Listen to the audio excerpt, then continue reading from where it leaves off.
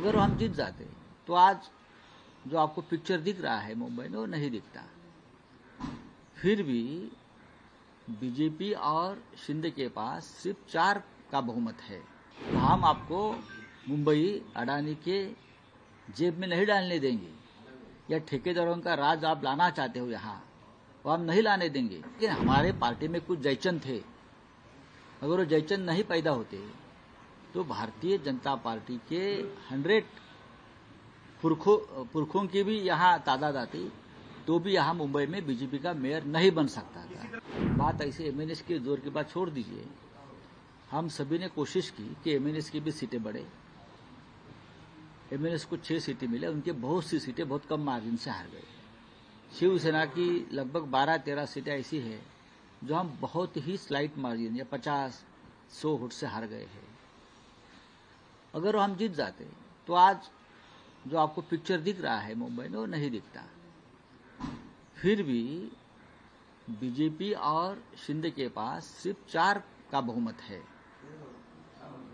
और लगभग 105 corporators opposition में है। ये बहुत बड़ी ताकत है। वो जो महानगर पालिका का जो सदन है, ये अपोजिशन की ताकत सबसे बड़ी है। तो हम आपको मुंबई अडानी के जेब में नहीं डालने देंगे, या ठेकेदारों का राज आप लाना चाहते हो यहाँ, वो हम नहीं लाने देंगे। 100 से ज्यादा हमारे जो पार्षद है वो आपको हर मोड़ पर रोकेंगे जब ऐसा काम आप करेंगे।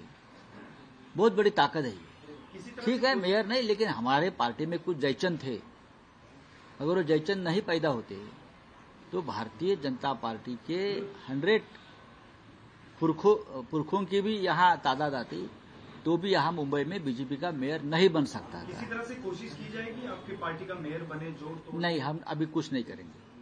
किसी तरह जोड़ तोड़ पर हमारा विश्वास नहीं है, लेकिन हमारे पास बहुत बड़ा आंकड़ा है, बहुत बड़ी संख्या है।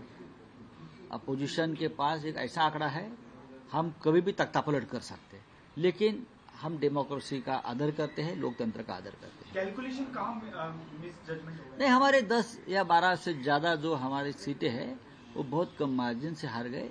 इसलिए हार गए कि जिस तरह का मतदान जब चुनाव के दिन जिस तरह का माहौल था, लोगों के नाम कट गए, ईवीएम मशीन बंद पड़ गई, ये हो गया, उससे लोगों में थोड़ा सा हमारा वोटिंग परसेंटेज कम हो गया।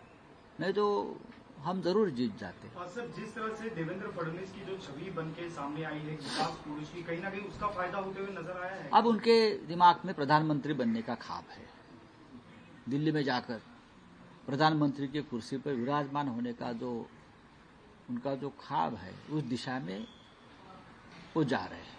आप उनको श्रेय देंगे? क्योंकि हमने देखा था पिछली बार जब बीएमसी के चुनाव हुए थे 2017 में, और उससे पहले तो बड़े बड़े नेता सीएम वगैरह यहाँ पे आए थे, पर इस बार ये सब दिखा नहीं। ऐसे लगता है कि सिंगल नहीं, इस बार ऐसा था कि उनको लगता था कि हम मुंबई जीत नहीं पाएंगे। उनको पूरा विश्वास था मुंबई जीत नहीं पाएंगे, और मुंबई उसने जीती भी नहीं है। ये टेम्पररी फेस है। मुंबई इस तरह से आप जीत नहीं सकते। मैंने कहा ना कि हमारे पार्टी में जयचंद बनाकर आपने शिवसेना तोड़कर पहली बार मुंबई में आपका मेयर बिठाने का सपना आपने पूरा किया है। बाकी कुछ नहीं। अगर जयचंद नहीं होता तो बीजेपी कोई आसान नहीं होता। आपने जयचंद का जिक्र किया तो कहीं ना कहीं एकनाथ शिंदे का जो वर्चस्व है वो कहीं ना कहीं इस चुनाव में कम होते हुए नजर आ रहा है। नहीं, अभी ये चुनाव के बाद एकनाथ शिंदे का अधपतन शुरू होगा। अब एक सर्कल पूरा हो गया है, और वो सर्कल पूरा हो गया है महानगर पालिका चुनाव तक। लोकसभा, फिर विधानसभा, फिर नगर पंचायत, और फिर अब महानगर पालिका। अब बीजेपी को उनकी जरूरत नहीं है।